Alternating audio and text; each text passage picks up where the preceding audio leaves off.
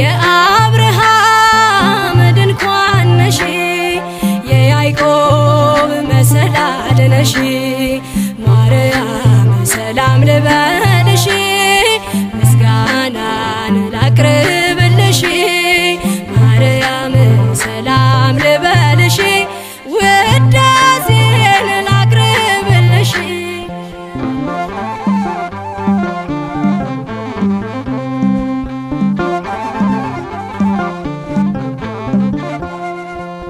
ፍጹም ድንግልና